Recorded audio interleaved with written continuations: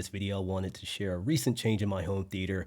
I have some empty space here on the equipment stand, as you can see, and that's because I sold my Denon X4500 AVR. It was my first AVR, had it since I built my home theater. It was a good receiver, it did what I needed it to do. I wanted to upgrade for a while. I finally decided to put it up for sale, and it sold pretty quickly, quicker than I anticipated, actually so quickly that I haven't ordered anything to replace it yet. I've been looking around for a while, specifically at processors. I already have external amps to power my speakers. That was my setup when I had the Denon. I just used the Denon for processing. My speaker configuration is a 7.4.1, which includes my center, 2 fronts, 2 sides, 2 rears, 4 overheads, and 1 sub. And again, all those are powered by my external amps. So I'm leaning towards a processor instead of a receiver. And actually, specifically, I'm leaning towards the Anthem AVM 78K. What's so attractive about that unit to me is its room correction, which from my understanding is pretty good. It has 15.2 channels. I'm fine with my current 11.1 channel setup, but I like having the flexibility to add more channels if I choose.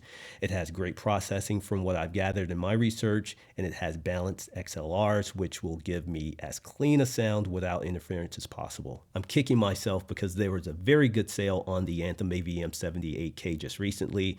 They were $31.99. Now they're back to their regular price of $39.99. I missed that deal. I'm a pretty patient guy. As much as I want to get back in here, I'm fine to wait it out for a while and see what deals come back around. I'm in my home theater almost daily, so it's just odd not to have use of it. But again, I want to be patient and make the right decision. Besides the Anthem, I was also looking at the Onkyo RZ50, much less expensive. I was able to find one for about $1,000. That may be an option for me. It has Dirac for room correction, which I've learned is also very good. It's only capable of processing 11.2 channels with external amplification, which is fine. It's not a deal breaker at all for me. No balanced XLRs, but I didn't have any issues with noise or any audible interference. When everything is powered up, my speakers are quiet, so not sure if XLRs will make a huge difference in sound quality for me. I think sound quality will come down to the room correction and processing more than the XLRs.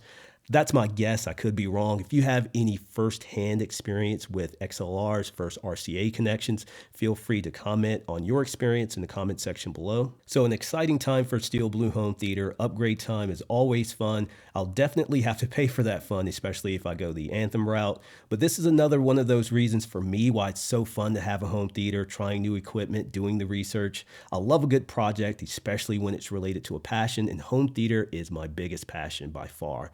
So I have some research to do, pennies to count, and I need to make a decision on a receiver or a processor and which brand to go with. This isn't the only upgrade I'd like to do. A projector screen, subwoofers, and speakers are on my mind.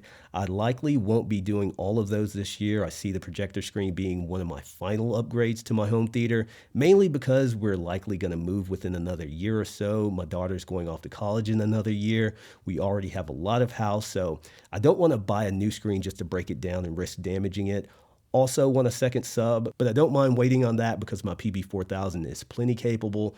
One of my favorite components in the room. I'm fine taking my time and waiting on a good deal. Speakers may be my next upgrade, which is ironic because I was convinced for a long time that it wasn't necessary. For movie watching, my Klipsch are very good. They certainly aren't the best of the best, but the Reference Premiere series is quite capable and a very good value. But I had the PSA 212s in here earlier last year. Check out that review on the channel. I'll leave a link below.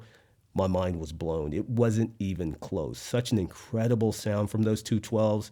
I didn't think there would be enough of a quality and performance gap for me to justify the extra cost of higher end speakers, but I was wrong, at least with the PSAs. Those were just next level good, and it's all about how it hits your ears and your taste. So knowing that performance gap exists and how wide it is, I've decided to keep my eyes and ears open for my next speaker upgrade. Hopefully I can get more brands in here to try, so speakers will likely be the focus of my next upgrade, hopefully in 2025.